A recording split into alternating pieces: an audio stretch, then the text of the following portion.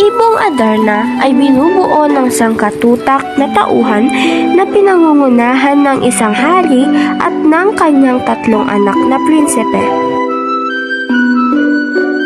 Ang Bourbaniang kaharian ay isang bayang masagana at malago, isang bayan na kung saan ay may isang hari na namamahala at hinahangaan. Sa kanyang pamamahala, maginoo man o dukha ay nakakatanggap ng wastong pala. Siya si Don Fernando, isang haring mabunyi at ang kanyang mga utos at balakin ay nasasagunit na paglinging. Si Don Fernando ang dakilang ama ng 3 prinsipeng magigilas at kabiyak ng kanyang puso ay ang reynang may taglay na ganda't kabaitan. Si Doña Valeriana, ang kabiyak ng puso ni Don Fernando. Ang kanyang ganda'y walang pangalawa at siya ay isang mabuting halimbawa. Si Doña Valeriana ang ina ng 3 makikisig na binata. Naniniwala si Don Fernando na ang kanyang pamilya ay ligtas sa kutya dahil siya ang hari. Si Don Fernando ay naniniwalang kahit punot maginoo ang isang tao, kung hungkang o mahina ang kanyang ulo, ay batuog na siya sa palasyo.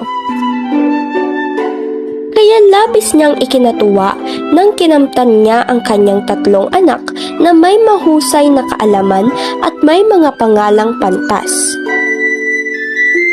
Si Don Pedro, siya ang unang bunga ng pagliyag ni Don Fernando at Doña Valeriana. Si Don Pedro ay may tindig na pagkainam. Don Diego. Si Don Diego ay isang malumanay na binata na siyang sumunod kay Don Pedro. Siya ang pangalawang bunga ng pagliliyag ni Don Fernando at Doña Valeriana. Si Don Juan, ang bunsong anak ni Don Fernando at Doña Valeriana. Ang kanyang puso ay sutlang kahit na mapugto at puso niya ay punong-puno ng pagsuyo. Ang 3 supling nila Don Fernando at Doña Valeriana ay mabubunyi at magigilas. Tulad ng ibang bata, ang mga supling ni Don Fernando at Doña Valeriana ay lumaki ng dangal at natuto ng dunaw na kailangan sa pamamagitan ng taglay na pag-ibig ng kanilang mga magulang. Nang dumating ang tamang panahon, pinapili ni Don Fernando ang kanyang mga anak kung ano ang kanilang nais. Ang maging alagad ng simbahan o ng Diyos o ang paglingkuran ang kanilang bayan. Tumugon ang kanyang mga anak at piniling humawak ng kaharian at paglingkuran ang kanilang bayan. Kaya naman, minagaling ni Don Fernando na sanayin ang kanyang mga anak sa paghawak ng mga patalim.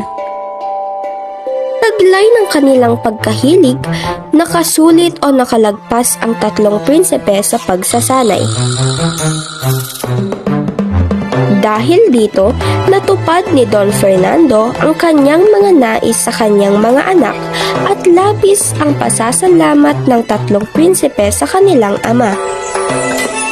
Ang kaharian ng Bourbania ay mas lalong tumibay, naging malaya, na puno ng halakhak at ang lahat ay nagagalak.